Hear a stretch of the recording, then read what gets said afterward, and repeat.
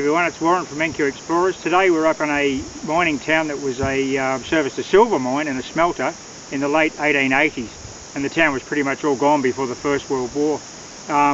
This place has been well visited over the years by detectorists, but we thought we'd come in today and have a bit of a hunt around. We're with George Mayer from the North Queensland Miners Den, and a couple of other detectorists in here with us today that you might see on the video. So thanks for watching, and we'll be back shortly with the first relic.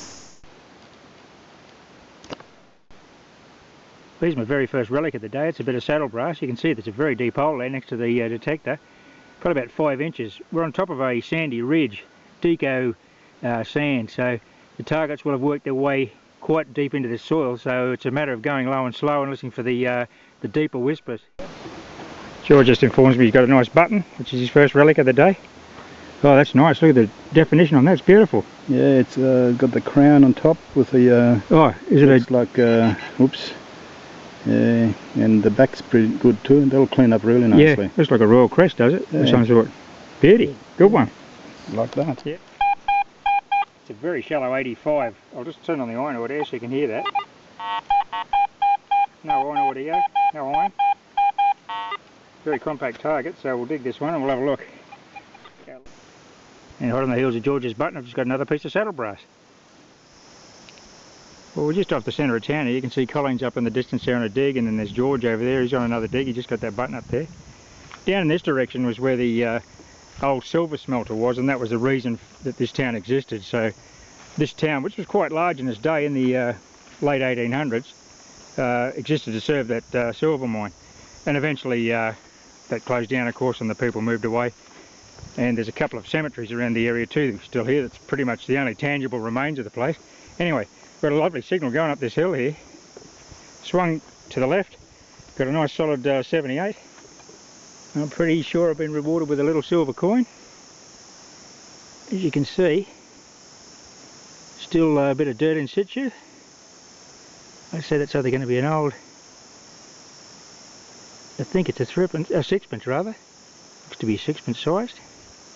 And I'll give it a quick clean and we'll get a date off it. Nice one. Well, that's a really old piece of silver. I was a bit optimistic saying I can get a date off it. I don't think I will. Look how thin it is. That has been through some hands. You could tell a story. That's sixpence, but I'll magnify it when I get home and I'll subtitle any information I can get. It's probably a Victorian sixpence.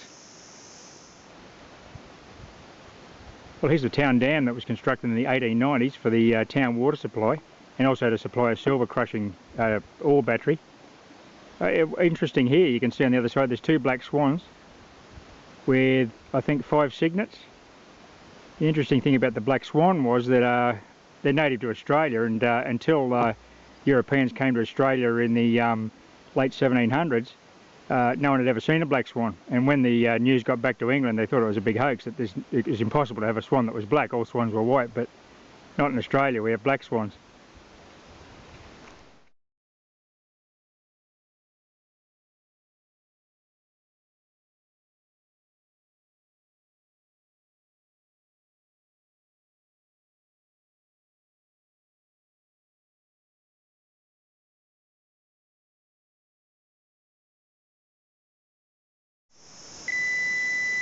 Here's my next target. It's a horseshoe-shaped buckle, or it's some sort of horseshoe charm.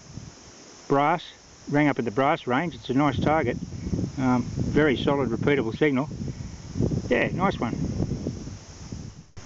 My next target's this lovely old timer's button, Ask for Crowns. Nice old brass button. These are quite collectible, actually.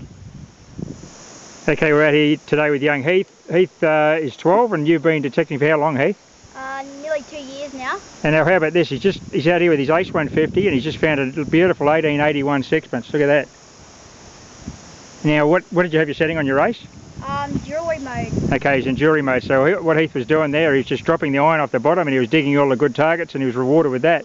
He's got a pocket full of great finds. He's got some harmonica reeds, he's got a couple of old timers buttons and a few other little treasures that he'll take home and clean up. So well, let's get back into it, Heath, see if we can find some more coins, eh? Yeah. Get into it. Here's my next find. It's a sunbaker, and it's the whole folding hinge mechanism off an old carpenter's 3-foot rule. Nice one. So some bloke's been working his workshop out the back here.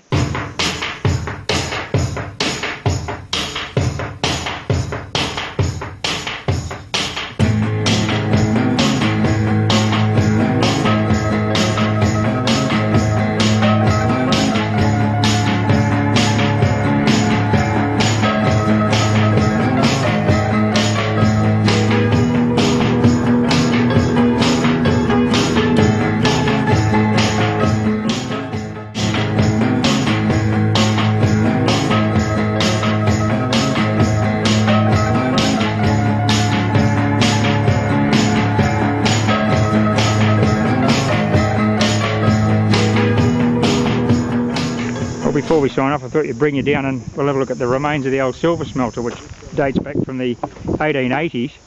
You can see up on the high bench up there, there's some old rock work and stone pitch walls where I guess it was sort of like a gravity mill, but there's some treatment areas and there's this big concrete treatment pond up here.